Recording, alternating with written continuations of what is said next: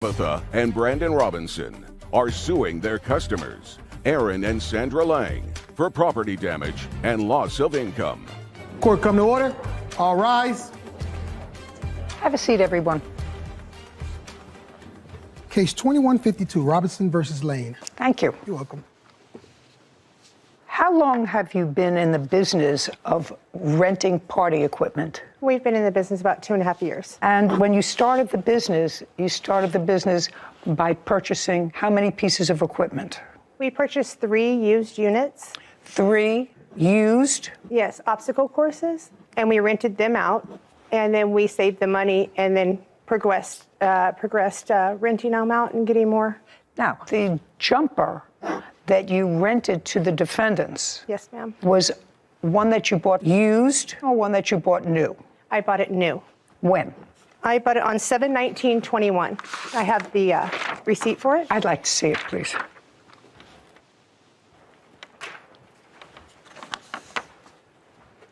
Okay, and what you rented from them was a 38-foot obstacle course. We didn't rent from them. Who did? Some friends of ours did. They used our property for their daughter's Sweet 16. They paid the Robinsons. They signed the rental agreement. We did not. Is that correct? Sandra is actually the one that handed me the cash. Did somebody sign a rental agreement? Yes. Who was it? It's a lady. Her name is... Okay, so let me understand that this is... let me frame it. You rented this piece of equipment, which is a 38-foot obstacle course, to someone whose name is, and according to your complaint, it was returned damaged. Yes. You say it can't be repaired, although you tried to patch it. Right. And you want the cost of a new obstacle course, and while you paid $4,500, you want $9,000. Well, I have a list of loss of rentals because people... You're not entitled to that. Okay. More important, I want to know how you think if these people were not signatories to your rental agreement, why would you sue them? When we went there... May I see that, please, by the way, while she's telling me the story? When we went there to drop it off, we did all the... I dealt completely with Sandra. They run a business in their property, which is for parties. She said they do cigar club parties, they do Sweet 16 parties on their property. Okay, got it. You do this as a business? So, yes, we run... The answer is yes. Yes. You use your home property. Is it your home property that you use? Yes. So you have a large enough piece of property that other people who want to make parties for their children do them at your house. Yes. So you took physical custody of this. No. Who did?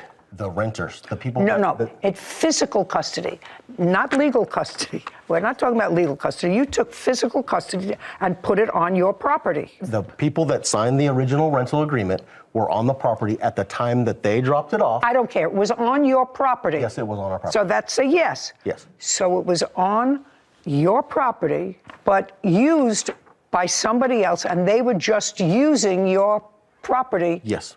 Is that correct? I had it rented out on Sunday. So when I dropped it off, I told Sandra that we would have to come at 6:30 in the morning to pick it up, to clean it and deliver it the next day. She agreed to that because normally we don't leave it overnight if it's going out the next day because we need to sterilize it. When we got there at 7 in the morning, we came in and we were getting ready to pick up the 38-foot obstacle. I noticed that the dogs had chewed, and there are 2 dogs, a boxer and another dog, were still running around and lifting their leg and urinating on the bouncer. We told her, your dog ate our obstacle. There's pieces of the vinyl, which I have pictures of it, where your dog just ate You it. have pictures of our dog chewing it? Just a second. I don't want to hear you again. I tried to ignore you quietly and figured you'd get the message. You don't shout out here. Go ahead. My husband said, excuse me, miss, we have a problem. Your dogs have eaten our obstacle. So then she went in to go and get her husband. Her husband came out. He signed paper saying he was responsible for loss of rentals and the damages or replacement of it. May I see it, please? Yes. And also he sent text messages to our phone that same morning apologizing and saying he would do everything to replace it plus a loss of rentals that we were going to lose. I'd like to see those texts, and I would Okay. like to see his signature on a piece of paper assuming And responsibility. then, Just a second. and here's the text messages. Oh, would you show this to Mr. Lang, please? Yes. Did you sign that, sir? Yes. Okay. I signed it under distress. Under distress? Under distress. There's no such thing. You mean duress? Duress. She was Just a second. There's a difference between distress. duress. Okay. At 7:29 a.m., you said, I, Aaron Lang, recognize and acknowledge that a jumper obstacle course has been damaged from a dog. I will take care of the repairs and work with the rental company and its owners to get this resolved ASAP. And then about 15 minutes later, you wrote, I'm so sorry again. Let me know when you drop it off, please. Okay, so you tried to drop it off the next day. I was trying to drop it off the next day to Albert, our repair guy. Just a second, just answer my question. It doesn't require a long answer. The next day, you were trying to get it resolved, and you're Yes. back and forth with him, let me know, et cetera, and then you don't hear from him. No. Then it stopped. Tried he- calling you, I tried messaging you to get this resolved. Yes. Okay, well, Mr. Lang, there's no question. You acknowledged the damage and you agreed to pay for it. That's what you have. Can I have that back? You acknowledged in here that you would take full responsibility for this. What's your defense? My defense is when they arrived on the property to pick up their jumper that was left unaccounted for over. No. When they arrived, But when they arrived and they announced to us that there was damage to their obstacle course. well, they came to you first. Correct. Is that, don't speak. They came to you first. Yes. You came outside. Yes. Okay, and when you came outside, you had a conversation with whom? I believe Miss Robinson. With Mrs. Robinson? Yes. Okay.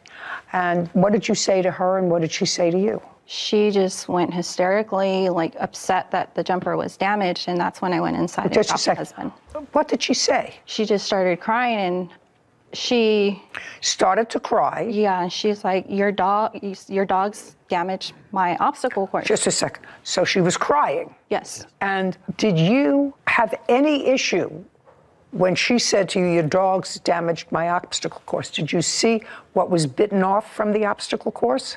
That's either a yes or a no. The answer Yes. is yes. Okay. What kind of dogs do you have? A German Shepherd and a Boxer. And where had you stored this unit overnight? It was left outside. In the backyard, in the front yard? We live on a huge ranch, so it's a 2.5 acre parcel. And it's been known that our neighbor dogs always hop. I don't want to hear neighbor dogs. I don't want to hear coyotes. I don't want to hear bears. My witness, he is Just a the repair second. guy. Stand up, sir. I don't need an explanation of this. I'm not going into the repair jumper business. Thankfully, I have a job, and I'm too old to learn anything new. And later today, You have the phone. I do. To this day, I am still paying for the data for that phone. That's a lie. Just a second. I literally Here, just. just a second. Cut off your data, let her get her own plan.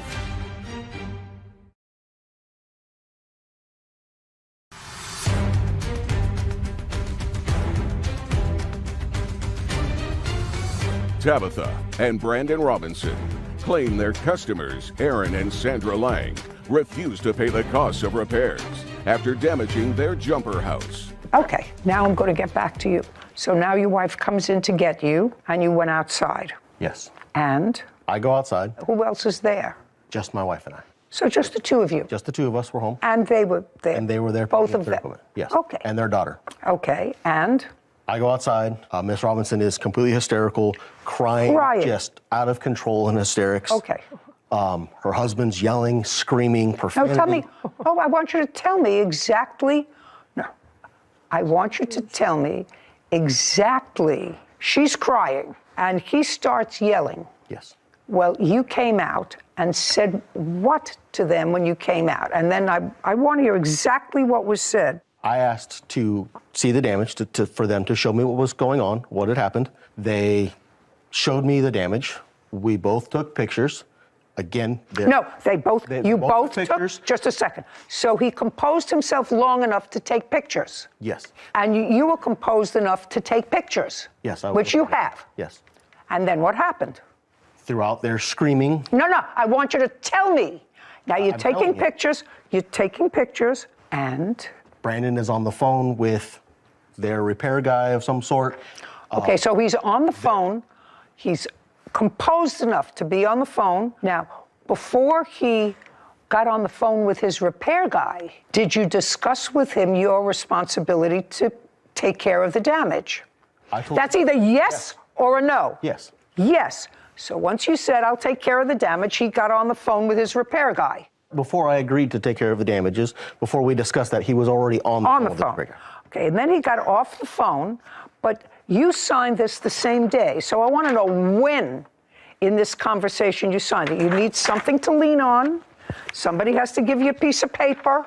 Somebody has to get a pen. I did not fill out that piece of paper. You don't have to. Tabitha is the one that filled out the piece of paper in their vehicle. Who did? Miss Robinson is the one that filled it out in her vehicle. Okay, and then so handed it just to a me to second. sign. So she got in her vehicle. Crying in hysterics. I don't care. She got in her vehicle, and where was her husband? Outside loading the bouncer. So he was outside. Yes. She went inside her vehicle, and he was busy. Yes. And you live in a house, Yes. and you felt pressured. Yes. You felt as if you were being extorted. Bullied. Yes. Did you go inside to call the police? No, I did not. I should have. Yeah, but you didn't. I did not. You went over to the truck where she was hysterical. She wrote out this document, right? Yes. And you signed it. Yes, I did. There we go. Make my life very easy. Did your repair guy try to fix the bouncer? I do have a receipt where we did have it, tried to get it temporary patch where we paid $600 just to make sure we could still rent it out. So that was paid for. This is my repairman. He is my witness. And then also I do have a paper with an estimate of what it would be to repair the obstacle. May I see it, please? After he did this job, which he did on October 4th, from the 3rd to the 4th, did you rent it out? No, we tried to, but I have pictures that I brought of what happens when the air flows through. The patches won't stay. You have to go up inside the bouncer and actually put a patch on the inside and the outside, and it would cost more money. My witness he Just a is the second. repair guy that can What tell you. you're telling me is that your witness prepared this estimate of what it would cost to repair the jumper. Yes. Stand up, sir.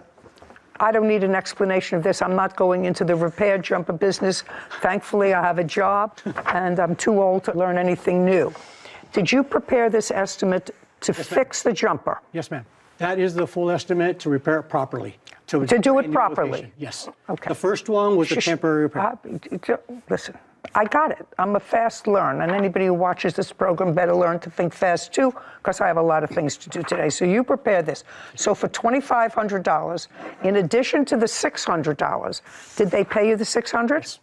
So in addition to the $600, so in total, $3,100 would fix the jumper. Correct. Great. That's what you agreed to pay, sir. You agreed to do the repairs on the jumper.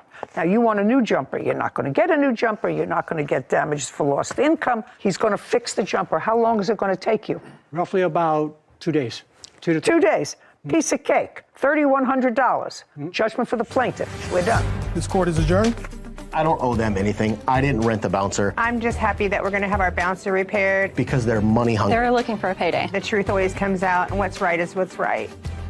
So initially, after reading the papers, I thought the plaintiffs, while perfectly matched in their tops, were suing the wrong people because these people didn't sign the rental agreement. So any damage or any agreement to pay damage, I was with you from the beginning that these are the wrong people. It came out that they had a little bit more involvement, the defendant, than they wanted. They agreed to pay. Exactly. He knew he did the wrong thing. He probably saw his dog destroy the jumper from the kitchen window and felt bad and knew that it was his responsibility.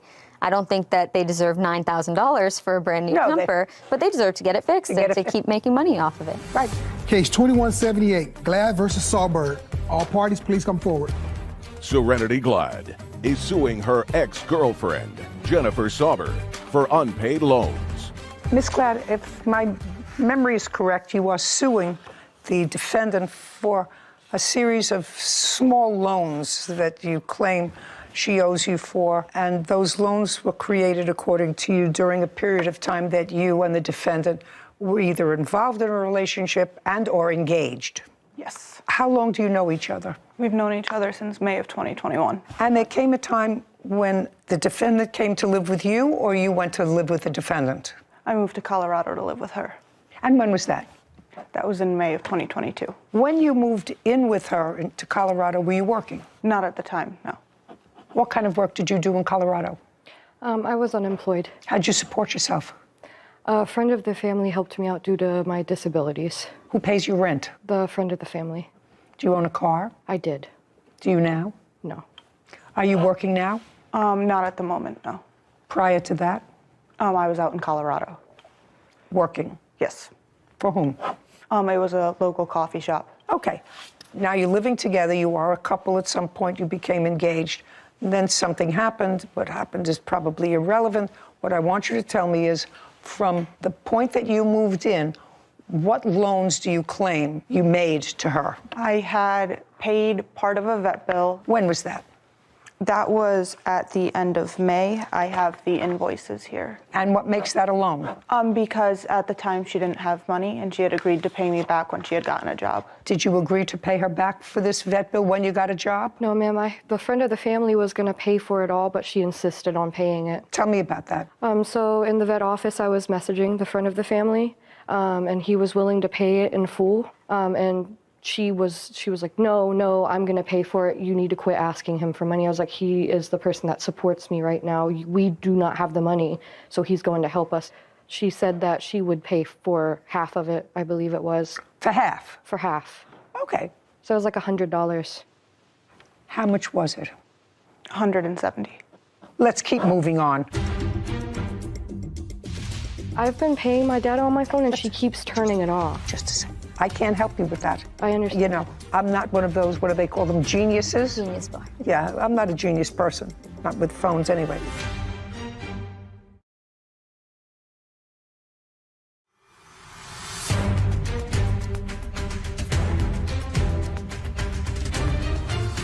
Serenity Glad claims her ex-girlfriend, Jennifer Sauber, refuses to pay back loans given to her during their engagement.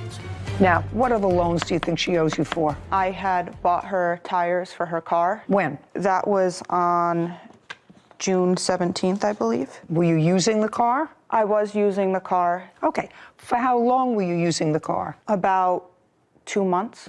And what were you using the car for? Getting to work. So at that point, it was as much your vehicle as it was hers, because she wasn't working. So you took the car to work. Yes. And the car needed tires. Yes. And? So I ended up paying for them just for safety reasons, given that. Well, it's your safety. You were driving it. That's right? True. Yes. Let's move on. Next loan. On top of that, I had to pay for vet insurance for her dog. She didn't have to. Just a second. Sorry. And then even after I had left Colorado, she asked me to leave her dog on the plan and just pay me. You back. have your own animals? No. No. So after you left Colorado, when you were no longer a couple, did you request that she continue to pay for the vet insurance? That's either a yes or a no. I don't remember. Well, she says you did. How many months did you pay after you left Colorado? Show me. After you left her, you were no longer a couple. How many months did you pay? I had ended up paying Just the months? 2 months. And how much were those 2 months? $71.46. What's next? After that, the biggest one is the phone that she has. Tell me, when you got the phone, when she got a new phone, because I assume she had a phone, is that Yes. right? I actually had just bought a brand new phone, and I insisted that I didn't need a new one. What kind of phone did you buy? iPhone 11 mini. And? I got the phone, and I have a hard time seeing, and I didn't have glasses, and I was like, it would be nice to have a larger phone. We actually originally went to get us on the same plan. I was going to keep my same phone, but I was looking at the phone. She was like, well, let's both just get new phones. I was like, that's not a good idea. She was like, well, let's just get them. It's fine. So I traded in my old phone for about $400, and we got the phone, and the agreement was, since I traded in my old phone, I still had to pay off the old phone because I just got it. So the agreement was I pay off my old phone, and to keep the service on, I would pay for my service and my data, and she would pay off the phone itself. That was our original agreement. And then a few weeks later, she's like, I never said that. Okay. How much did you end up paying for her phone? As of currently, there is $575 paid on her phone. Do you still have that phone? I do. Can I see that there's $575 left on her phone? Not because you got two when you got new phones. So just hers. I have this. Is that for one phone That is or just two? for one phone, yes.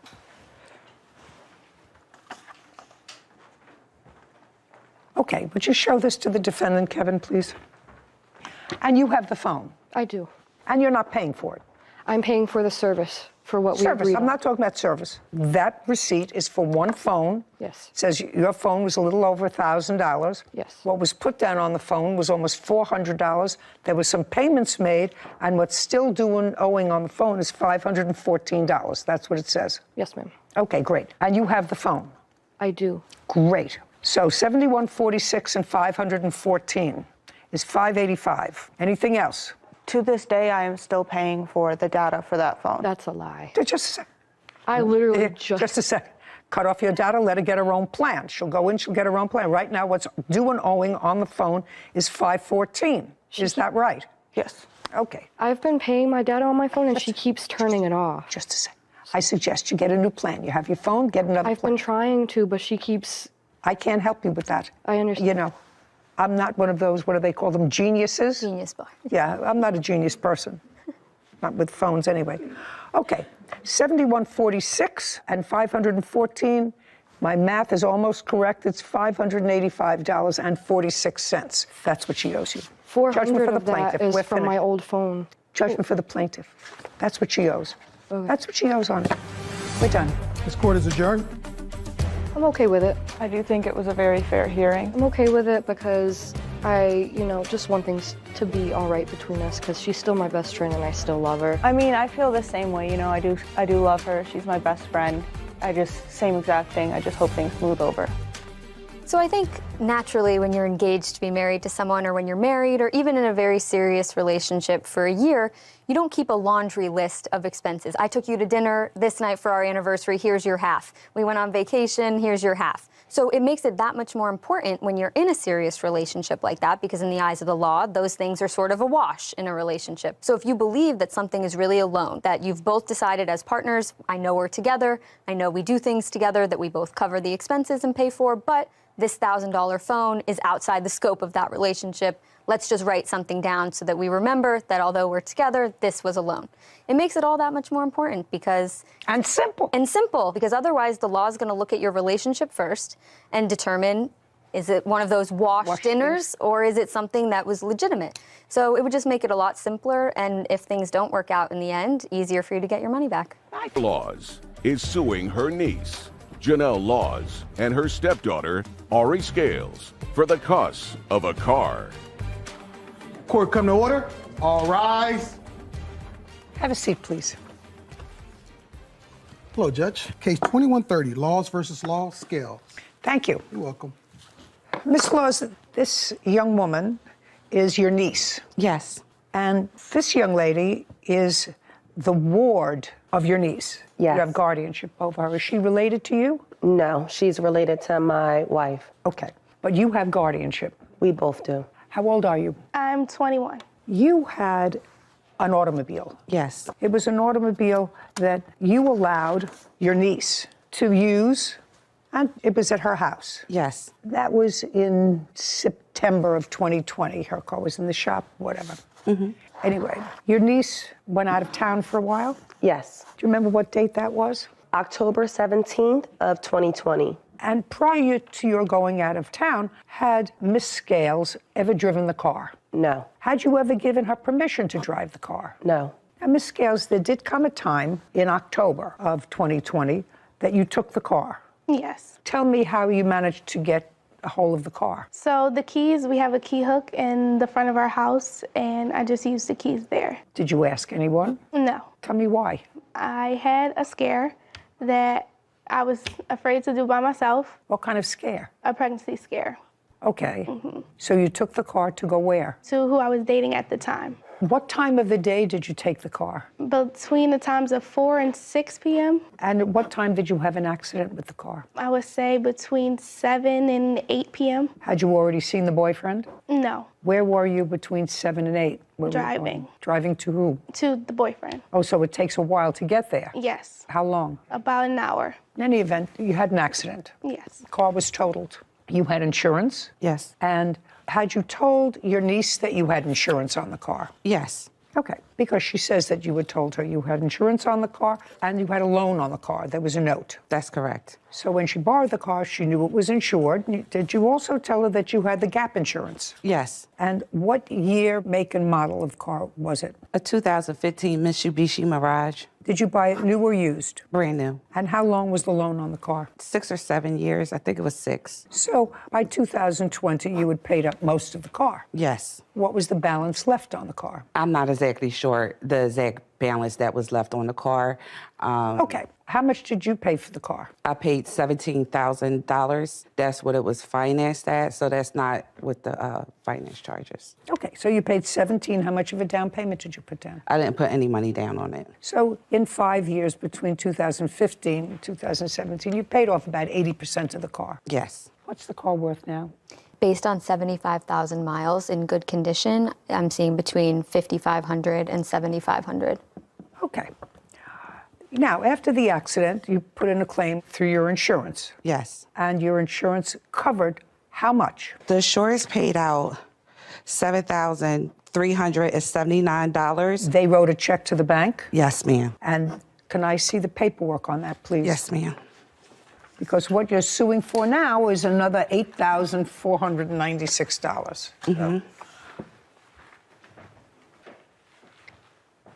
Okay, so your insurance also paid on the other car that you had the accident with. You had an accident with a Ford Focus? Yes. Okay, so they paid $2,900 on that, and they paid you $7,379. Yes, ma'am. And show me what the note balance was on the car at the time that they paid this out, which would have been sometime in 2020 or maybe 21. You want the balance after they paid out or before they paid out? Both. Okay. This is after they paid out. And before.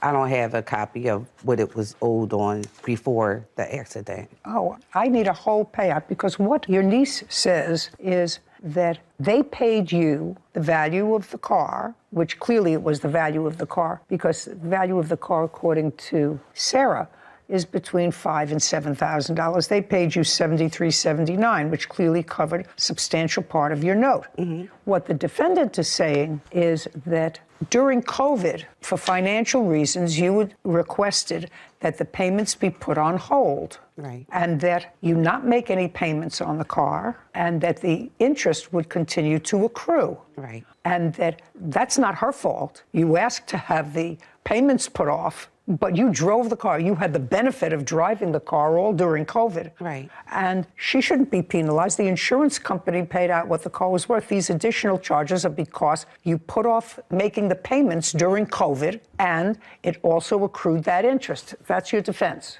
Am I right? Yes. That I have to see. Okay. I don't want to hear it. I want to see it. The paper that you have there, that's from, it shows that a payment was made on that car on September 4th, 2020, and that was the last payment that was made. So if there were no payments being made during that time that she had the car, it was. That's not what I'm asking you. I'm asking you, when COVID started, did you Yes. put the payments on hold? I did, because I was no longer working, so they gave me the option to delay my payment, which means they tack them on to the end. And I understand that, but you were driving the car. You were driving the car. She's not going to pay for that. She had the car from the beginning of September, and she was only supposed to have it for 3 days when her car got fixed. It doesn't matter. First of all, you didn't bring me the documentation that I need. You didn't bring me what was actually owed on the car and what was owed on the car and how much was owed as a result of your deferring payments and interest. When I did the stop payments on the car, it was before she even borrowed it. Well, that may be, madam, but if what you're telling me is you started to pay again, Yeah. you still drove the car when you deferred payments. Yes, I did. Yeah, well, that's not her responsibility. But the balance that's left on the car, they paid what the value of the car was. They said that they don't pay finance charges. So there was a balance of 37. Well, the finance charges were finance charges that accrued, and you don't have the paperwork for me here. $3,700 worth of finance charge for 2 months? No, that's not for 2 months. I don't know what the finance charges were for. It doesn't say that. You don't have the paperwork here. You don't have the right paperwork. So you have to understand something. What you're suing her for is $8,496. First of all, the car is only worth $5,000. You got $7,300 that the insurance company paid directly to the lender. And I don't have what you owed here before the accident. I don't have that. And the payments that you deferred, if you deferred payments prior to that time, that's your responsibility. But I only deferred payments for 3 months. That's not going to Just a amount second. to $3,700. I have no idea. You should have brought the paperwork. This is not that paperwork. So I'm out of a whole car. Like, I've invested almost $10,000 into this car. I let her use the car, and that's what your insurance for. And now I'm just not out only the $3,700. Now it's been late charges and other charges on that, and now it's $6,000 that's on my credit. You deferred the payments. I can't tell how many months you deferred the payments. You said maybe I deferred it 3 payments. I don't know. You didn't bring me the paperwork. I deferred. You can't tell me. If she would have never had the car, then I would have been responsible totally to pay all of that amount. It's cost me more than just this amount that's still on my credit. She didn't do anything wrong so far. I mean, you have a 21-year-old girl who shouldn't have taken the car keys without permission. And later today, you write to her that you saw her take some stuff, and you say to her, so don't tell me you don't steal from me. Friends don't steal from friends. So I won't burn you for what I borrowed. You should think twice before you steal from, because I could say, I'm not giving you nothing.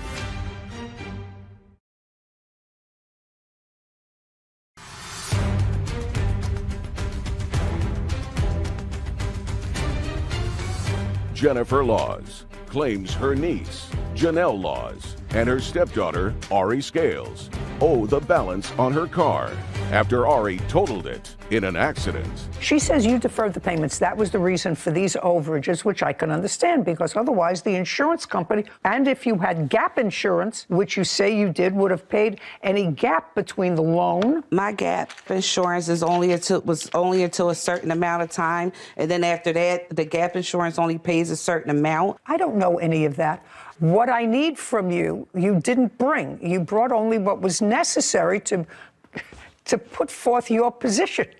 I need what was owed on the car, and for past due payments with accrued interest, and for current payments. And you don't have that. So far, all I know is you had full insurance on this car, and the full insurance was paid. And if there was a reason that the insurance company, for some reason, didn't pay an amount of money, I don't have an explanation of that here in what you gave me, except the explanation that she offers, which was during COVID, you deferred your payments and the interest was accruing, and that the insurance company was not going to pay because that was done prior to October. That's not 2020. That's not true. I deferred 1 or 2 payments. Well, 2 minutes ago, was that 3 payments? Because, ma'am, I'm sorry. Let me just explain that. During this time, April 2020, I lost my mother to COVID. So I had 2 cars. I had the pink car, and I had the car that I gave to my mom, which is a black car, which was also in my name, that I was responsible for. The car that I put the deferred payments on was the Kia Optima. That's the one that I put the deferred payments on. This car, I had a couple late payments, but I never stopped paying that car note. I can't tell you. You don't have the paperwork. All that I can tell you is the insurance company paid everything that they were supposed to pay, including the gap insurance for this accident. So I can't help you. Did not pay. Listen to me. I'm not going to repeat myself. This doesn't tell me how much you owed prior to the accident and what it was for. And if it shows that all you owed currently prior to the accident, it had to show that That was $73.79, and it included the gap insurance. You may have had old finance fees that had nothing to do with her. The gap insurance never paid. I can't help you, madam. You don't have the right paperwork. If she would have never had the car, then I would have been responsible totally to pay all of that amount. But because I don't have a car, it disrupted my life. It's cost me more than just this amount that's still on my credit. She didn't do anything wrong so far. I mean, you have a 21-year-old girl who shouldn't have taken the car keys without permission. But the car was there, and it was there with your permission, and there's no question that the accident was her fault. I have been asking her to return my car. If you have the proof, the only thing I want you to show me is a document from your lender which says how much was owed at the time of the accident and for what. Do you have that? I don't, because I didn't think that I needed it. Okay, well, then I can't help you. Today's a court day. This is the day you have. I have a ton of evidence here. Madam, you don't have the evidence that I need. Your request for $9,000 for a $5,000 car in which you've already been paid $7,300 is ridiculous. So all I have to see is how much was deferred and the interest on the accrued that you deferred while you were using the car before she had it for this 5 or 6 weeks that she had it in September. If you have that, I'll look at it. If you don't have it, I'm not interested. Do you have the paperwork that you have? Well, then I'm going to give it back to you, and you're going to show me where it shows here in October of 2020 how much you owed on the car and how much were past payments and finance charges based on the last payments. You understand what you gave me? If I could make this as simple as possible for you, if you never loaned her the car, if you had the car for that 5-week period and you had an accident with the car during that 5-week period, you would be in the exact same position you are now. The company would have paid off what they paid and would not have paid off what you still owed them because you deferred payments. It doesn't matter who was driving the car. And I do understand that. Good. And I'm glad you understand. I'm glad you understand it. My car. I'm glad you understand that. Your case is dismissed. We're done. This court is adjourned. She needed to borrow my car. It was just a bad accident. It was just me, young, got into an accident. So I thought that I was helping her. You know, so when this balance is due, I'm the one that's out. The car hit me and ran the light and it hit me. You know, I'm the one that suffered. I'm the one that got to pay all of that money. I'm fine. So I don't think that that was fair at all. So for a period of time, let's say 6 or 7 months, her numbers kept changing. First it was 3 months she didn't pay, and then it was 1 or 2 months that she didn't say, and she may have been late a little bit. Well, the insurance company's not going to give you credit for that. And it didn't look to me, based on the papers, that there was any animus between the parties until right now. Today. And then maybe she should be angry with me and not at them. But they all know each other and get along with each other. So that the amount of money she has to pay is the amount of money she should have paid while she was driving the car but chose to defer. And I think that that's a good lesson about deferring payments, especially now with COVID and everything. I know people my age, 25, around there, have been deferring payments, whether it be for car notes or for interest on your loans, things like that, that sometimes she didn't even realize that this was all accruing under the surface. So you think that by deferring, if you don't read the fine print, that could be a good lesson that if she said she had a lot of other things going on in her life, but that... And again, it was an accident. You don't call it an on purpose. So. Case 2133, Morrissey versus Comer. All parties, please come forward. Tabitha Morrissey is suing her former friend, Tina Comer, for an unpaid loan and personal belongings. Ms. Morrissey, you have a lot of claims here against the defendant for a personal loan and the value of personal belongings. Yes, Your Honor. Okay. She was a friend of yours. You used to go gambling together, Ms. Morrissey? Yes, we did. How many times a week did you go gambling? Probably once or twice a week. And did you go just the two of you? Yes. And over what period of time? Over... A year, 2, 3? Probably a year. There was a time when you went and, according to you, Miss Comer didn't have any money. And so you agreed to advance her money. And she says, actually, you agreed to advance her money. And the agreement was if you won, she would pay you back with her winnings, whatever it was. Whatever it was. How much money did you give her to gamble? I loaned her $230 with the agreement that she would pay me an extra $200 because she was going to get her mother's inheritance. Okay. On what date? April 28, 2022. Okay, and you went gambling with her? No, she came by and we were gonna go meet at the casino, but I didn't really want to do it because I have a boyfriend that doesn't. Just a second, I don't need a whole story. Okay. All right, sorry. So she went to the casino without me, and then she came by my house after that and told me that she spent her boyfriend's money at the casino, and so that she was supposed to use it at the store. And so I gave her the money to cover that, and that's when we made that agreement. You gave her the money to cover that because she asked you for it? Yes. And she agreed to pay you back? Yes. February, did you go to the casino and lose some of your boyfriend's money? No. Did you go to her house and tell her that you lost some of your boyfriend? It wasn't in February. What month? It was probably April. I don't care what month it was. Did you tell her you lost your boyfriend's money at the casino?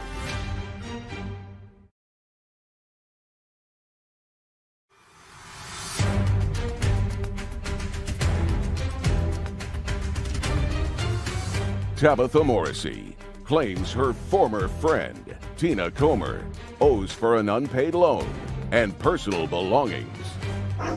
Go. No, it was in February. February. I won a jackpot. Just a second. February, did you go to the casino and lose some of your boyfriend's money? No. Okay. Did you go to her house and tell her that you lost some of your boyfriend? It wasn't in February. What month? It was probably April. I don't care what month it was. Did you tell her you lost your boyfriend's money at the casino? $30 of it. Okay. But in February, I won a jackpot, and I didn't have my license with me because I lost my wallet, and they told me I had to come back with my license to get it. I don't want to hear you. Sorry. So I asked Tabitha if she would take me back up to get my jackpot money, and I would pay her the money that I owe her, plus give her $60 for gas. And that's when I paid her the money back. And then her boyfriend also, there's some guy that she brought up there with us, asked if he can borrow some money because he said, Tabitha said she'll pay me back. So I gave him $100 too. When you came back and told her that you had lost some of your boyfriend's money, according to you, it was $30, not $230. It was $30. I already paid her the $2-something when she took me to Cass Creek in February. Oh, that was before. Yeah, so I didn't owe her no money. But I paid her back in February, the money that I did owe her. I got proof of it too. I'd like to see it. And I got proof that, okay. Take it out. I'll see whatever proof you have over this loan. This? Okay, yes. And come on, let's go. Okay, well, here's where I won the money. Proof. I also got proof of her saying that when she still owed me the money back in May. I got proof of that too. Casino check. I'm not interested in this. That's when I won the money. I don't care. And the other one shows when I had to go back and pick it up. I don't care about that either. And then... Shh. April 28th. I can loan you some. That's in April. Yeah, I said April 28th. So that's when she asks for some money? Yes. And that was the $230? Yes. I'd like to see what you have. This is... That's April. That's not February. No. That's in June when she told me how what she owed me in cash-wise. Okay, so on June 11th, Ms. Comer, you write to her that you saw her take some stuff. Yes. Some beads, or friends took beads that belonged to you. And you say to her, so don't tell me you don't steal from me. Friends don't steal from friends. So I won't burn you for what I borrowed, which is $230. But I decided I will not give you the other $200. So I'm just not going to give you the extra. That's what it's going to cost you for stealing from me. You should think twice before you steal from, because I could say, I'm not giving you nothing, so I'm only taking back what I was going to give you. We had to sign some more papers, so I should get it any day, and I will text you when I get it. I'm also missing a half box of sunglasses, and that girl is going to get it. She lied saying the hair clippers were hers. I don't care about all that. Okay, I'm going to deal with this loan of $230. And it's clear from your statement, Ms. Comer, although it's usurious interest, and I'm not going to grant you that other $200 because it's outrageous. She's giving you 100% interest on the $230, but you are entitled to your $230 back. But okay, because she acknowledges, just a second, she acknowledges the debt on June 11th. Mm-hmm. Now, What about the personal belongings that you say? And don't give me a lot of nonsense. I'm not listening to a lot of nonsense. Okay, yes. She came to me and said she wanted to do a yard sale, so we were going to do it in May. Okay, you were supposed to do a yard sale. Yes. It worked for a week. It didn't work the next week. What items do you say she has of yours? She has jewelry of mine. I'm not listening to jewelry. Show me the insurance receipts for jewelry. Come on. Let's go. What does she have of yours? Show you the pictures of her yard sale that does have my stuff in it. Well, what did she end up with your stuff for? You were there at the yard sale. I didn't have a car, so she came and picked me up and took me to my storage to go get my yard sale stuff to take over to her house to do it in the yard sale. She was supposed to contact me and come get me when she was getting ready to do the yard sale. I stayed the night at her house, and we were setting up all night long because it was a really big yard sale. It was more like a flea market type thing. And she never contacted me after dropping me back off at home, and she said that my box of jewelry fell out of my stuff when she was loading it up because she fell. So when she got home that night after dropping me off, she said it was in the driveway. You have that in text That was my message? personal belongings. You have it? Yes. I'd like to see it. Okay, hold on. Thank you.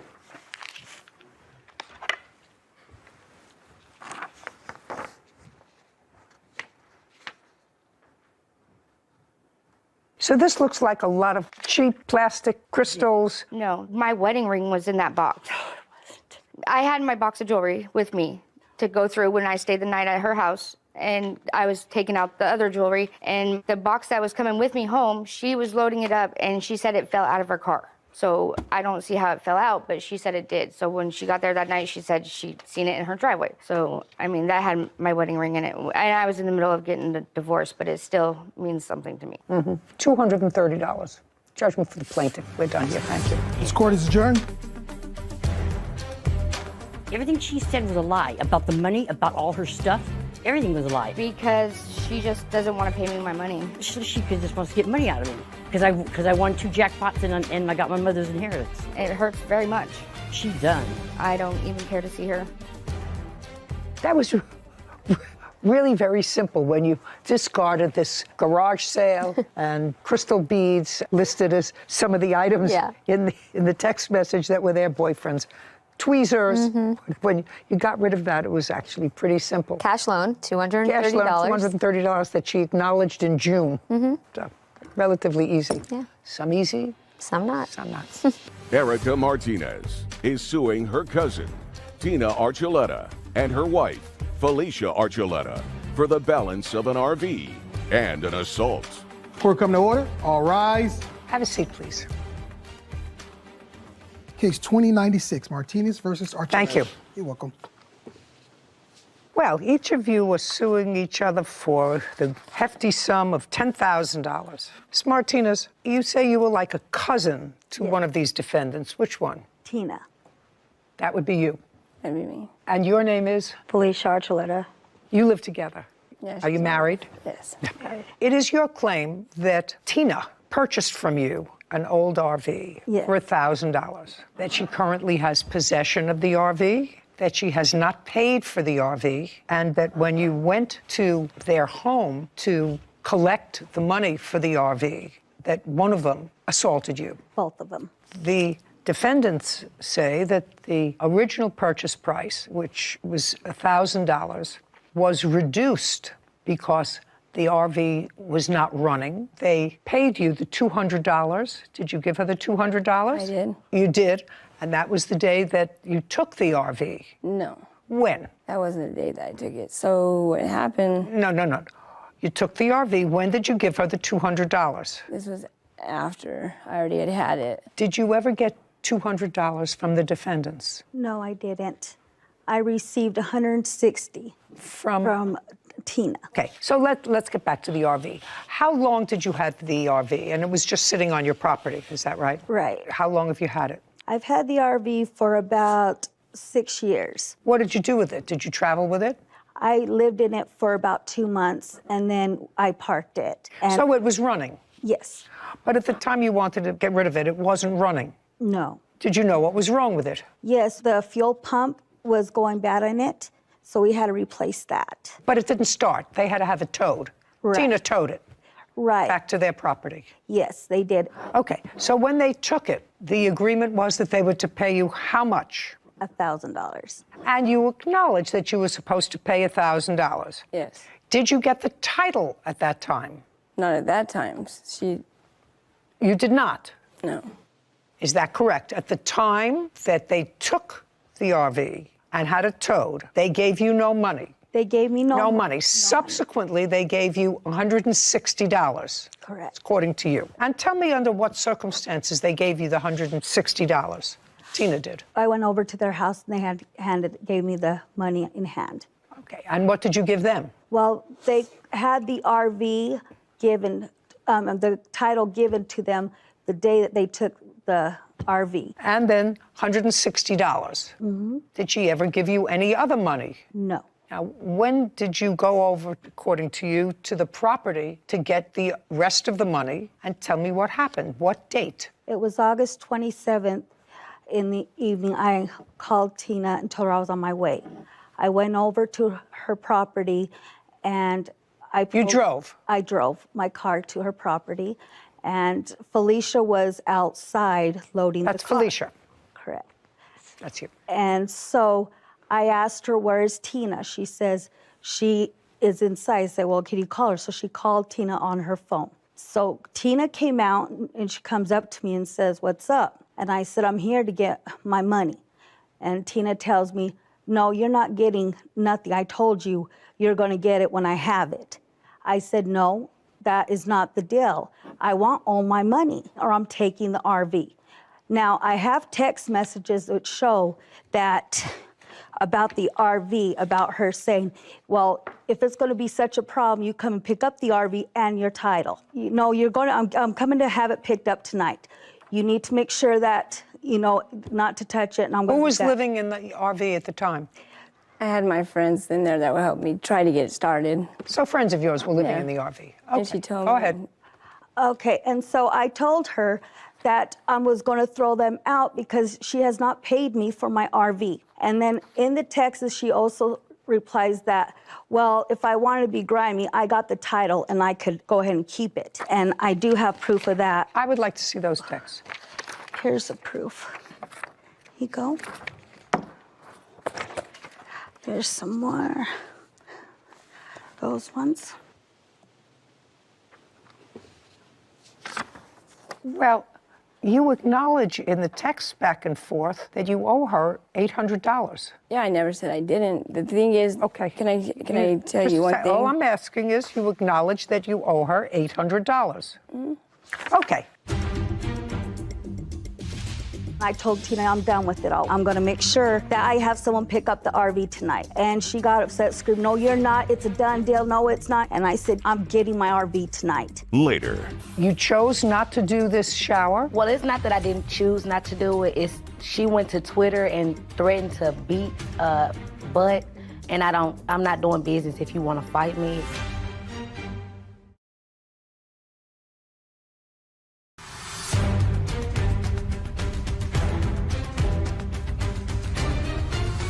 Erica Martinez claims her cousin, Tina Archuleta, and her wife, Felicia Archuleta, owe for the balance of an RV. Tina and Felicia are countersuing for slander and an assault. Okay, so I have $800 balance for the RV. Now, you want to tell me about this alleged assault, which, according to you, is worth another $9,000? Well, yes. Well, as I was speaking with Tina about it after that, me and her were going back and forth. And we were yelling at each other, and then her wife got involved, and I told her, you need to stay out of it. And then I told Tina, I'm done with it all. You know, I'm going back. I'm going to make sure that I have someone pick up the RV tonight. And she got upset, screamed, no, you're not. It's a done deal. No, it's not. You're not doing this. And I said, yes, I am. I'm getting my RV tonight. And then I turned around, went into my car. Felicia says, you ain't getting spit on me from the passenger side. And Tina runs up and punched me in my face, and my glasses flew this way. And that's when I told her, that's it, she's in trouble now. And so that's— Do you have a police report on that? I do. On photographs? Do you have any medical record? I do got the medical records. They're right here.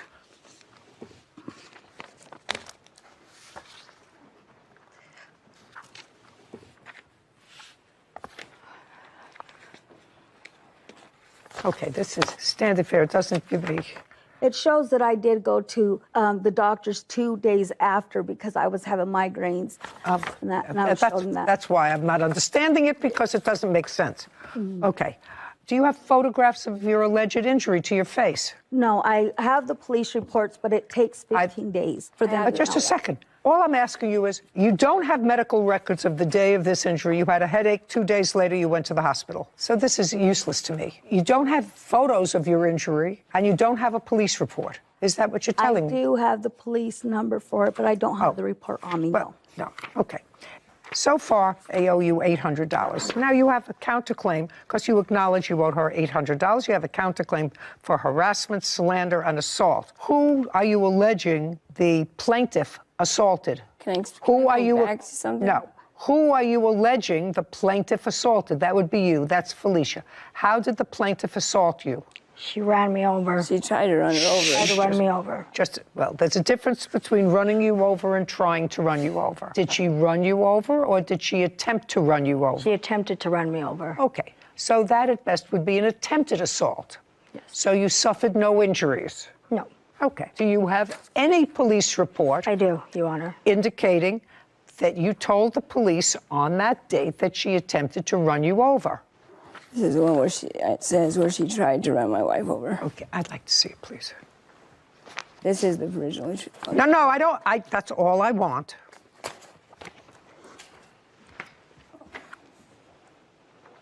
Okay, so it says I told her to start the truck up and move her car because I was leaving and she was behind us, still arguing. So she put it in gear and tried to hit my wife. Is that what you're talking about? Mm-hmm. Okay. Did you suffer any injuries? No, Your Honor, I did not. Okay. So this case is a very simple one. And then, Your Honor, Tina, the case is a very simple one. You owe her $800 for the balance of the RV, which you acknowledge in your text. But the only other part that you have is for slander. Now, you say that in your cross complaint, the plaintiff has slandered you. I'd like to see the evidence that you have that she has slandered you. May I see it, please? I need to show her she wanted the dog. This isn't slander. I mean, she calls you nasty names, but sticks and stones, and she says they wouldn't pay me for my stuff, my RV, and so forth. That's not slander. Can I say one thing that I need to get out there? Because originally, the first thing before even doing any of this, she wanted a puppy. And that's where all this title and everything came in. I read that. She wanted a puppy. I read that, and then she changed her mind. Yeah, and that's where we got the title. I don't care. You owe her $800. You acknowledge in your text messages. Try to keep the peace. Listen to me. I don't care. You acknowledge that you owed her $800, the balance of the $1,000 for the RV. She came to try to get it. There was an argument, and it got nasty. You owe her, Tina, the $800 that you agreed to pay her, the balance of the RV. Judgment for the plaintiff. Counterclaims dismissed. We're done. This court is adjourned. Yeah, I don't like it. I'm very happy with it. She wanted a dog. That's why she gave me the title. She had asked me if I wanted a puppy, but she said that she'd make a deal with me and only charged me $1,200, which she changed her words and it was $1,500, so I did not get the puppy. I tried to keep the peace and say, oh, okay, I'll pay you after she changed her mind. She's a good liar. She's just a liar. I don't care. She needs money more than I do. I honestly think it's ridiculous. We should never have to come to this. The Shant family. It's all good. No more family, for sure. This case was another great example of why it's so important, especially with family and friends, if you're going to sell something of value, to have it in writing. People assume with strangers, oh, of course I should have a writing when I'm selling something. But when it's to a friend or a family member, that gift and loan line are very close together, and a writing proves to this court very easily which one of the two it is. So I think that that's a great takeaway from cases like these. It is. It's a great takeaway. I've always said that when you apply for a marriage license, usually you just have to show your citizenship, date of birth, but I actually think that a marriage license should include all the property that you claim as separate property. Yeah. Wouldn't that be easy? It would do away with probably 30% or 40% of the divorce proceedings that become acrimonious because you sort of lay it out. So I think that really writing is always important. because at the time, you're usually happy with each other. At the time that you're contesting that sale, you're not so happy. So if you have a writing or if you have a license, it makes everybody's job and your stress level reduced. And I'm all about reducing my stress level. Of course. Case 2150, Thomas Williams versus Gilmore. All parties, please step forward. Diamond Thomas and Rumby Williams are suing Rumby's former friend, Shamia Gilmore, for a deposit and the costs of a brunch. Diamond, this is your boyfriend. Yes. And you were planning a baby shower? It was actually a sipping seed for her. What is that? So it's like family and friends weren't allowed to really come to the hospital, so we decided to have a little event after the baby turned 6 weeks. Okay, so that was October 22nd. Yes. You hired Miss Gilmore as the caterer of that little event. She quoted you a price of $500 to cater the event, and you gave her a $250 deposit. Correct. Then some stuff bothered you a little bit because you, according to what I read, you found some either text messages or whatever between the defendant and boyfriend, which you felt were a little too cozy by her. Yes. And you gave her a buzz and you sort of had it out with her. I don't want you to do this anymore, whatever. Anyway, you called her back and said, yes, I want you to do it. She ended up not doing this sip and see. And she finally called you and said, I'm not doing it. I don't like the attitude, I'm not doing it. And you said, fine, give me my $250 back. She said, no. So you're suing her for not only your deposit back, $250, you did hire other people to cater the event. No, we did it ourselves. And you want her to pay $1,025 because you said that that's what it cost you over and above $250 plus the rest. Yes. Well, that you can't have. An offer and acceptance and a meeting of the minds. That was the contract. That doesn't have to be in writing. We have a verbal agreement via Well, that's what Instagram. That's what I just said. So it is in writing. Who cares?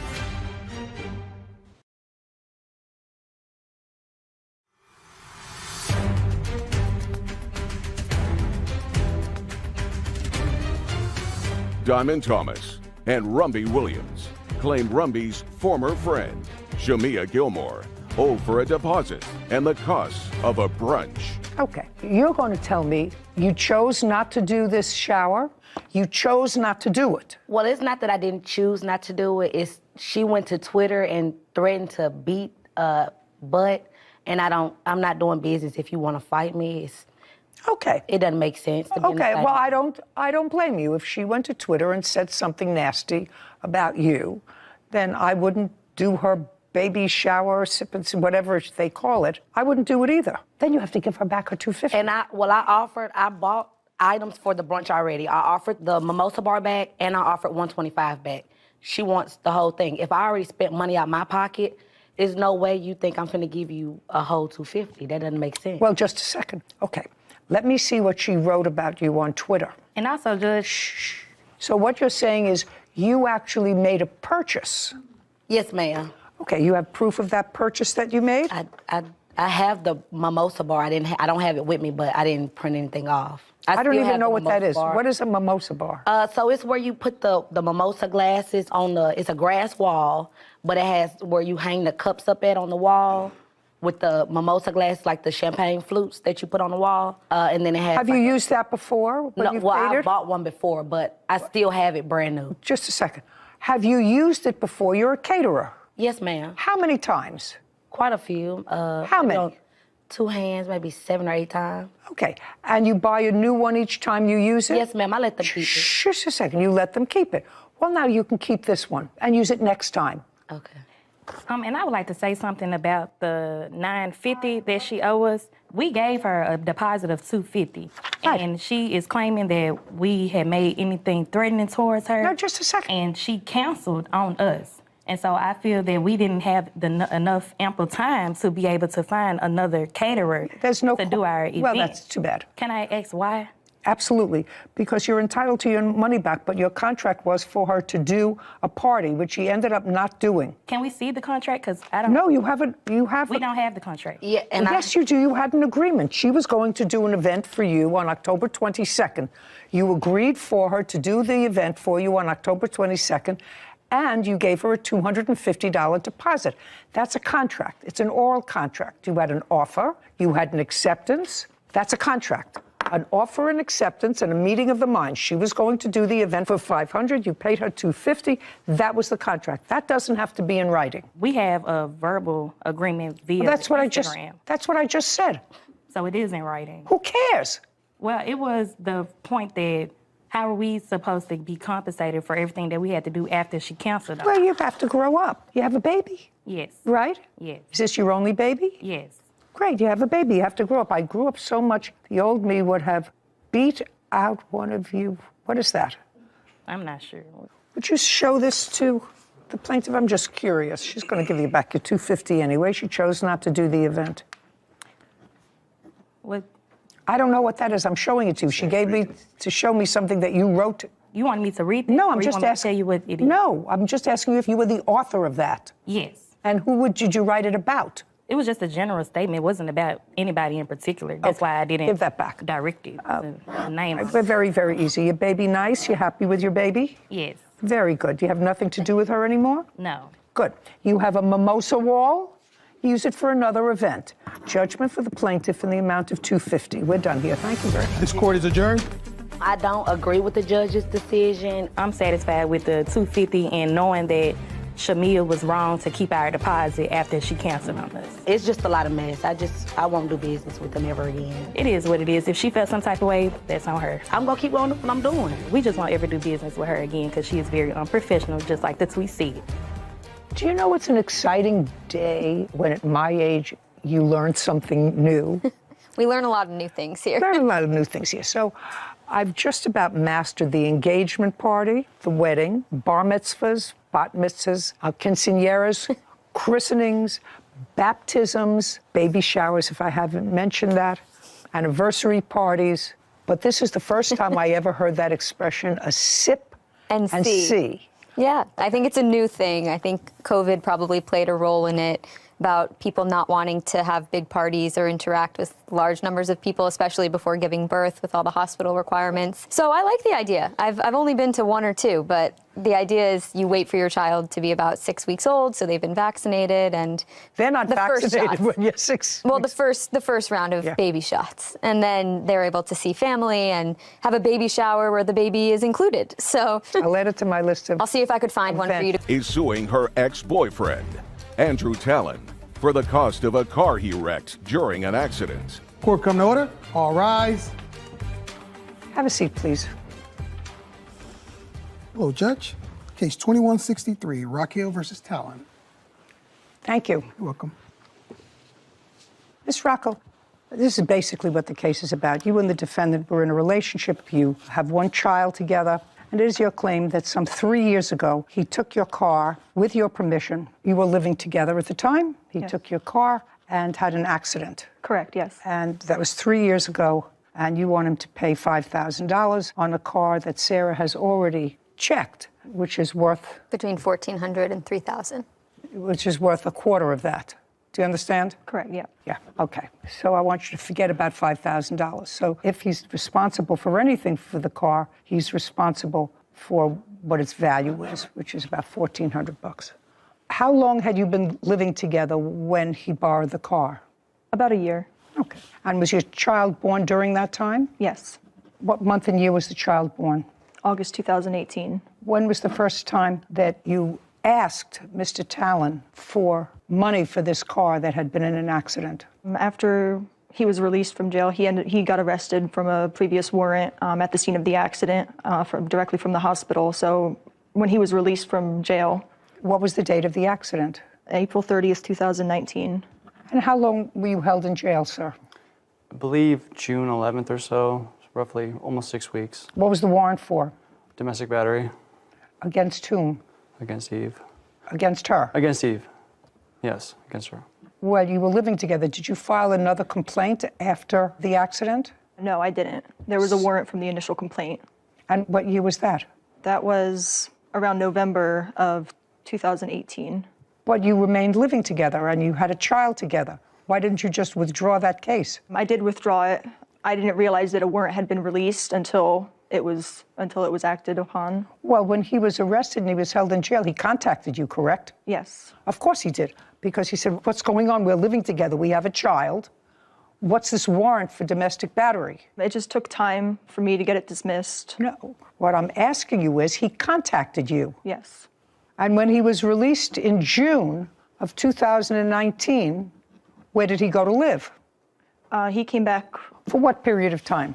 About a month, maybe 2 months at the most. And you lived together as a couple with the baby? Yes. And how old was the baby at the time? He would have been about between 6 and 8 months off the top of my head. And the two of you cared for him? Yes. And during that 2 or 3 month period, there was no discussion that you have in writing about paying back for the car? Not in writing. Not in writing? Yeah.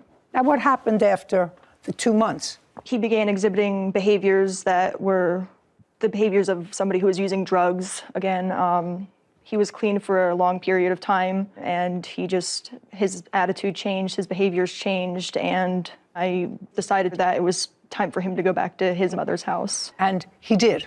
Correct, yes. It was after a couple of months? Yes. So that would have been in maybe August or September. Is that right, sir? Yes, ma'am. Okay, so in August or September. Did he continue to see his son? He did, yeah. I would bring Eden down to his mother's house for them to have visits together. His mother has always been a safe spot for them to visit. And how long did you do that? Up until recently. We're pretty much recently, so you're talking about 19, 20, 21. Yes. Right? And there was a period of time where, because he was living with his mother at first, there was a period of time where I didn't know where he was living. It made me uncomfortable that I was bringing my son, even though they were visiting at his mother's house. It made me uncomfortable that he wouldn't let me know an address for him, just in case anything happened, just in case, anything happened, basically. He didn't give me an address for me to find him or for me to know where Eden might be if anything were to happen. So what I'm getting is, for 3 years after this accident, there was no request that you can demonstrate. Now, you weren't together, certainly, so for the last 2 years, you never went and filed claiming that he owed you money for the car. So I did. Sorry. Is that correct? No, I did attempt to file several times, but I didn't have an address for him. I tried to file once for an address where he was at his mother's. Do you have any proof of that? I do not. No. You continued to bring your son for visitation with his father. Correct. Which is a very easy thing to do. You're a smart enough gal, I'm gathering that. You bring a friend, you serve him personally with a summons and complaint. So the answer is, for 3 years you did nothing. Now I'm going to find out why. After 3.5 years, you filed this complaint over a $1,400 car. The child is no longer in your custody. Temporary. The child is no longer in your custody. The child is in the physical custody of the paternal grandmother, and that is by court order. Yes. And they found that the child would be at risk in your custody. Yes.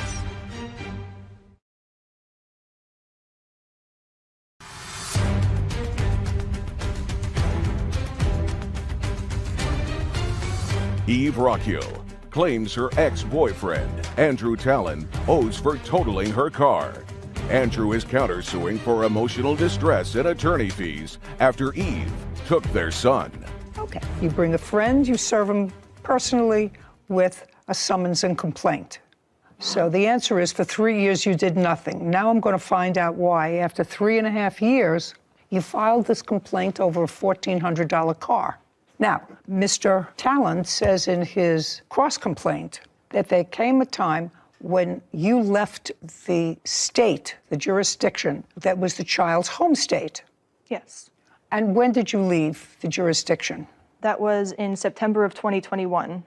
And you went from where to where? We went from Florida. We stopped in South Carolina for a period of time. We had a little vacation before we had to go, because we were going to work. We were going to clear a property out for sale. So you left the jurisdiction with the child? Yes. Prior to that, Mr. Talon had been seeing the child regularly at his mother's house? Yes. Did you tell him you were leaving? Yes. What did he say when you told him you were leaving? He didn't really say anything. He just wanted to spend time with him, which he was, they did spend time together before we left. Not before. After you left, you moved to New Jersey. I didn't move. I didn't move to New Jersey. What did you do? So like I said, we went there to liquidate a house that we have there. It took longer than expected. How long? It took about 5 months, 6 months. Things happened with the closing, deals were made and fell through. Whatever. How long did you tell him you were going to be away? I was only supposed to be away for 2 weeks. That's a big deal, Miss Rockhill. That's a big deal. It is. Because if he says, I'm taking Eden for a 2-week vacation, if that's okay, I know you took him away, I'd like to take him away for a 2-week holiday, and he goes away for 6 months, you wouldn't like that. I would not. You would not. Well, he's a parent just like you are. That's what the law says. The law says men, women treated just about equally when they have a child. If you said to him, I'm going away for 6 months, and he said, okay, well, then you agree to. But you said, we'll be away for 2 weeks. And it lasted longer. Yes, and during the time that it lasted longer, about 6 months longer than it was supposed to, what arrangements did you make for your son to see his father? They had video calls regularly. I told him I would be back as soon as I could. Not be just a second. So the answer is, you did not make any, because he has a counterclaim here. Yes. And his counterclaim is for the fact that you took the child out of the jurisdiction and deprived him of the ability to see the child. Subsequently, due to circumstances, and I'm not sure what that is, the child is no longer in your custody. Temporary. The child is no longer in your custody. The child is in the physical custody of the paternal grandmother. Is that correct? And that is by court order. Yes. The beginning of that process was made in what month and year? July of 2022. Was that a child protective proceeding? It was, yes. And I assume that if there was a child protective proceeding, that the court found that based upon whatever was alleged in the petition that was not brought by him, but by the Department of Social Services or Child Welfare Administration, they found that the child would be at risk in your custody. Yes. And as a result of that, they took the child into care. And this is all stuff, because I've been here. This is my bread and butter. Instead of placing the child in a strange foster home, they placed the child with the defendant's mother. Correct. For how long a period? 18 months? Indefinite. There's no specified period of time. However, well, they have to, if the court is placing a child through the state, unless you relinquish your parental rights. Did you do that? No, I didn't. Okay. Unless you relinquish your parental rights or the court terminated your parental rights, they have to review this case periodically to see whether either one of you, as the parents, are ready to assume custody of the child. Right? So when is this case going to be reviewed? I believe the next review is in February. February of this year? This year, correct, yes. That's a reasonable answer, so that you do know. So that's the change in circumstance. Now, getting back, Ms. Rockhill, to what motivated you after 3 years, after you gave him permission to drive the car and he had an accident, and you made up this whole baloney story in your complaint that says, police arrested Andrew at the scene of the accident because I had previously filed a domestic abuse charge against him and there was a warrant. But you were living together during the time that there was this outstanding warrant. You were living together and conceived a child with him. The child was already conceived. He was already born at the time of the domestic violence altercation. He was about 2018? In the end of 2018, yes. He was born in August. The altercation happened in November. So he was very young. But you reunited and were living together with him as a family. Yes. Right. The police arrested Andrew on a domestic abuse charge, and there was a warrant. When Andrew was released from jail, he disappeared. So just a second. That's what you say here. He disappeared. My car was fully paid off, and I had no liability insurance. Andrew refused to pay for my total car, and he refused to see our son. He moved and went into hiding. That's what you signed. That's your complaint. I tried to file a small claims case against him several times, but could not find his current address. Well, that's not true. You knew exactly where he was until you moved out of the jurisdiction to New Jersey for 6 months, because he had been regularly seeing his son at his mother's house. But he wasn't living at his mother's house. It doesn't make any difference. That's not what you say here. He may not have been living there. He may not have wanted you to know where he was living. He didn't, and that's why. Well, that's okay. He doesn't have to tell you where he's living. Unless a judge orders him, he doesn't have to tell you where he's living. You were having visitation at his mother's house. So all of this stuff after the accident is all a bunch of baloney. So did there come a time when you were concerned that your son was using drugs? That's either a yes or a no. Yes. And was it at that time that you suggested she come and pick up Eden? I told her to pick him up from school. I didn't tell her to come pick up Eden and take off for 5 months.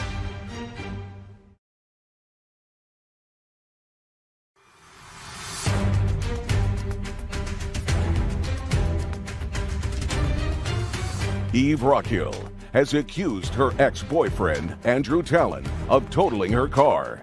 Andrew claims Eve kept him from seeing their son. You knew exactly where he was until you moved. I didn't, though. He was not living at his mother's house at the time. That was just a place that he was visiting with Eden that I would bring him to. Perfect. So you would set the terms of that, and the terms were that he could see the child even without a court order because he was his father and had lived with him after he got out of jail. Yes. Lived with him, but you don't say here, after he got out of jail. But I didn't put that. I don't think you have the case.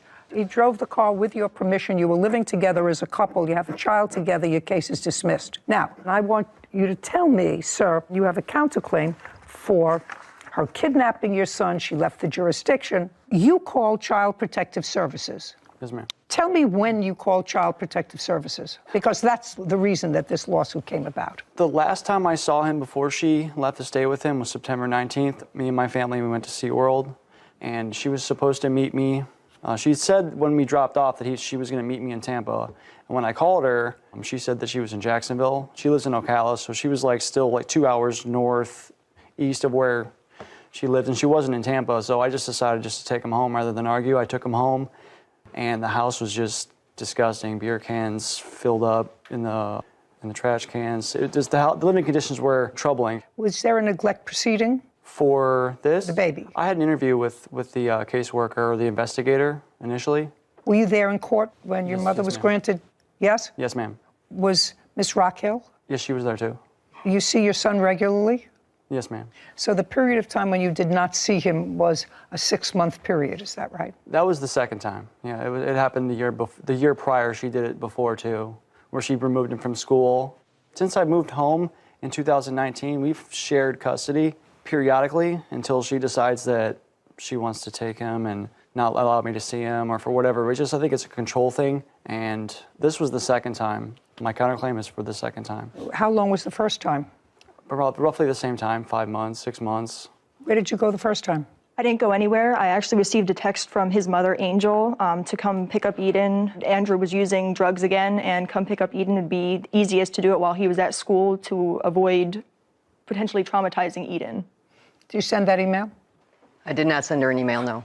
Not a text message. I sent her a text message. Okay, just a second. You're his mother. Come. You sent her a text message. That's not something that she would make up because I'm going to ask to see it. She's going to show me. So did there come a time when you were concerned that your son was using drugs? That's either a yes or a no. Yes. And was it at that time that you suggested she come and pick up Eden? I told her to pick him up from school. I didn't tell her to come pick up Eden and take off for 5 months. I didn't take off. Okay, but you told her to pick him up from school. Yes. He knew where to find me. I was at the same address. I didn't leave anywhere. He's known where we've lived the entire time. He could have come up and seen him. We could have met somewhere. I don't know. You did, in fact, remove him the second time for 6 months. The second time, yes. I not purposefully to keep him away from Andrew. We had business to attend to, and it ended up taking a lot longer than it Now you see him. Now you see him all the time. Is that right? I live back at home again. Once this happened, because... Just a second. So you live back at home with your mother? Yes, I see him every day. Since when? I've been living back at home for, I think, roughly a month or so. Where are you working? I work for a solar company. For how long? I went to jail for DUI last year. I got out. That's why I'm having to do the case plan because of my DUI. That was in August 1st is when I started this job. Okay, you working? I am, yes. What kind of work do you do? I'm a dental assistant.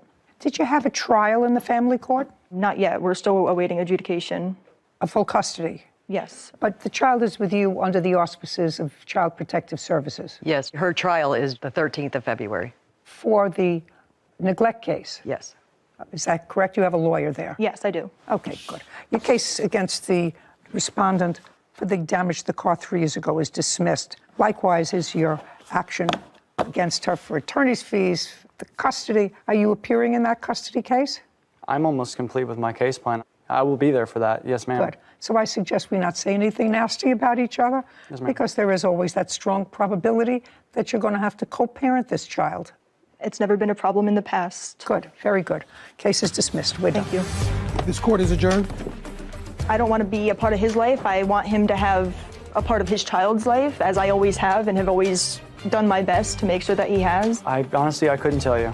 I think she was just, maybe he was just trying to get back at me, maybe not. Unfortunately, you know, circumstances arose that I wasn't expecting. I feel like sometimes our son was used in a way to hurt me. Things happened with the sale of the house and the closing of the house. Deals were dropped. We were just trying to get rid of it, and it took longer than expected. It's hard to see the fighting and the, you know, just the separation of the family. I was just worried, you know, I was in mom mode, and I was worried because I know what he's capable of. I've been exposed to him while he was exhibiting behaviors that would be damaging and traumatizing to Eden. It's my past. I mean, it's true, I'm not the same person, but I just want to be the best parent I can be. I hope we can parent our son together. You know, Sarah, there were lots of tentacles in that case. There were? Yeah. But if you try to take all those tentacles that we really don't have jurisdiction over, I think that they said that custody is ongoing. If you remove all those tentacles, there was an accident 3 years ago. And despite the fact